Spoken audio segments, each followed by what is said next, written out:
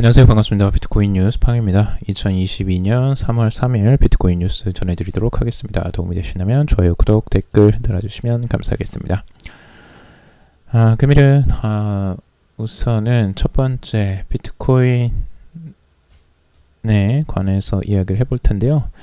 이 크립토쿼런트 CEO가 이 투자자들이 비트코인 매집 단계를 시작했다라는 내용의 분석을 내놓았습니다.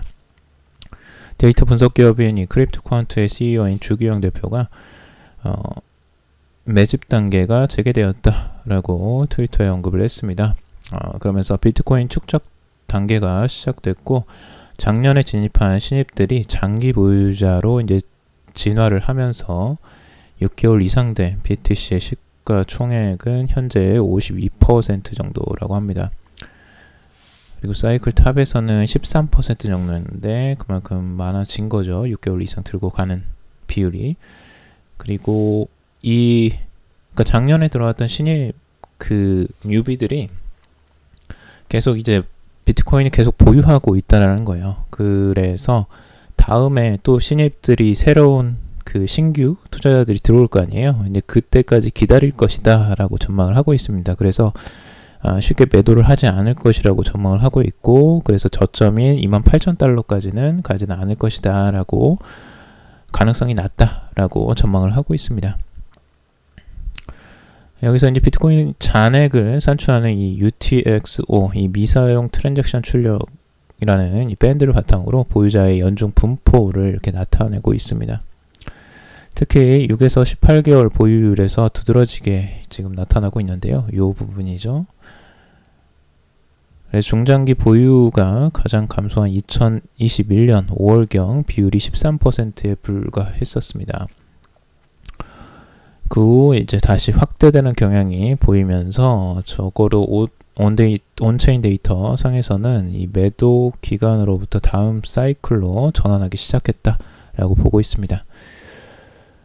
그래서 전반적으로 지금 비트코인이 계속 들고 가는 추세가 더 강하다는 거예요. 이렇게 볼 수가 있고, 이때에도 이 어큐뮬레이션 매집 단계가 있었죠. 그래서 이 바닥 단계에서 이렇게 오래 들고 가는 사람들이 많아질수록 이제 가격이 하방 경직성이 이제 생기는 거죠.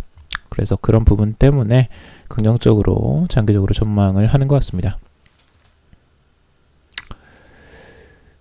자, 그리고 우크라이나에서 지금 이 기부 행렬이 이제 계속 이어지고 있는데 암호화폐 기부 에어드롭을 실시한다라고 하고 있습니다.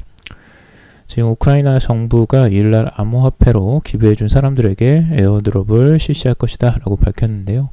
이 토큰 또는 NFT의 이 무료 배포를 실시할 것이라고 하는데, 이 대상자의 세상 기준이나 배포되는 것 등에 대한 자세한 내용은 발표되지는 않았습니다. 기부해준 것에 대한 증거를 남기는 이 스냅샷은 현지 시간인 3일 오후 6시인 것만을 밝혔고, 이 상세한 것에 대해서는 동국의 미하일로 페도로프 이 부총리 겸 디지털 변혁 장관이 알리기로 했다고 합니다.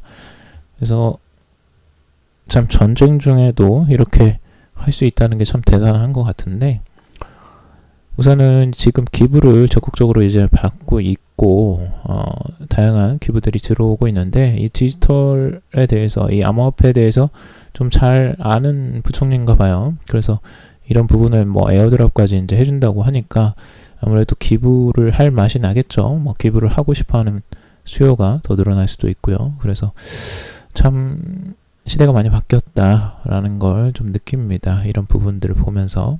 그래서 국가에서 이렇게 에어드랍을 한다라는 거 정말 좀 생소한 부분이잖아요. 근데 앞으로 이런 부분들이 하나의 트렌드가 또 되지 않을까라는 생각이 들기도 합니다.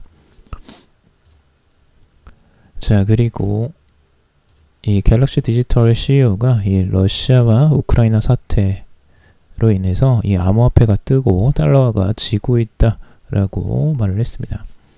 지금 러시아의 우크라이나 침공으로 인해서 암호화폐가 뜨고 달러화의 영향력이 떨어지고 있다라고 하는데요. 이 러시아 루블화와 우크라이나 이 흐리브냐를 사용한 비트코인 거래량 급증은 이 전통 은행 시스템이 마비됐을 때 암호화폐가 대안이 될 수 있다는 점을 부각시켰다라고 언급을 하고 있습니다.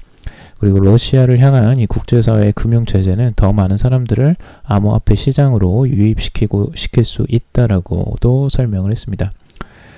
또 중국과 같은 이 방관자가 만약 대만을 침공하기로 결정한다면 그들은 사전에 보유하고 있던 달러를 매도할 것이고, 이렇게 되면 세계적인 탈달러화 움직임이 가속화되기 시작한다라고도 언급을 했습니다. 그래서 달러에서 지금 암호화폐로 자금이 많이 이동을 하고 있다라고 이 마이클 노버그라츠는 언급을 하고 있습니다.